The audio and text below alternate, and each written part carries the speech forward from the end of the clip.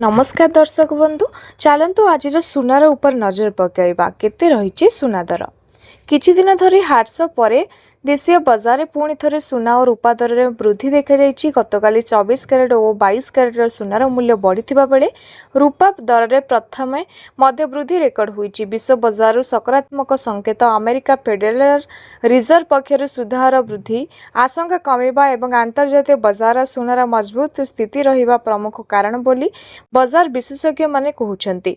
शुक्रवार सकाळे multi commodity exchange रे सुनार प्राय 1.43% वृद्धि पाई 10 ग्राम पिछा 1,48,250 रे कारबार करुथिला। सेहीपरि सुना दर प्राय 1.8% वृद्धि पाई प्रति किलोग्राम पिछा 2,37,570 टंका पहुंची। 24 कैरेट प्रति 10 ग्राम पिछा 1,47,730, 22 कैरेट मूल्य प्रति 10 ग्राम पिछा 1,35,415 टंका, रूपा प्रति ग्राम पिछा 2,36,730 टंका रही। मुंबई में 24 कैरेट मूल्य 1,47,990 और 22 कैरेट मूल्य 1,35,658, रूपा मूल्य 2,37,130 प्रति किलोग्राम।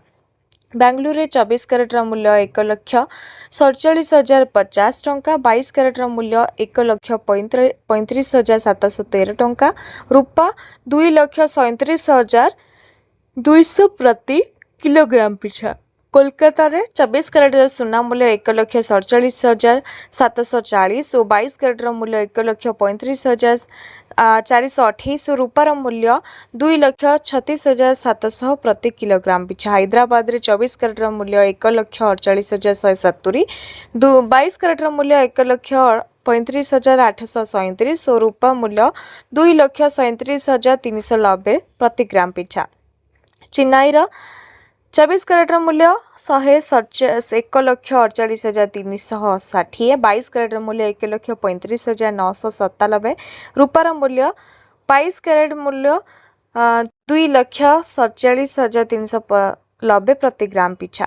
कहीं बढ़ुची सुना दर विशेषज्ञों मतरे अमेरिकार फेडरल रिजर्व पक्षर सुध हार वृद्धि संभावना समय कमिबारु निवेशक मानक पुणी आड़कू मुहाइछन्ति। एक सह अंतर्जातीय बजार सुनार दर दाम वृद्धि औषधित तैल मूल्य वृद्धि एवं विश्व अर्थनैतिक अनिश्चितता मध्य पक्षरु सुरक्षित निवेश विकल्प भाव प्रमाणित होउछि। आगको बढ़िबा सुना दर कि आगामी दिन में अमेरिकार फेडर निष्पत्ति डॉलर गतिविधि औषधित तैल और विश्व भू राजनैतिक परिस्थिति और सुना रूपा दर मध्य सीधासलख प्रभाव पकेब। जदि अंतर्जातीय बजार अनिश्चितता भारी रहे तेबे घरोई बजार सुना और रूपा मूल्य दर आहुरी बढ़ी पारे। तेणु निवेशक और क्रेता मानक बजार गतिविधि उपरे नजर पकाइबाकू परामर्श दिया जाइछि।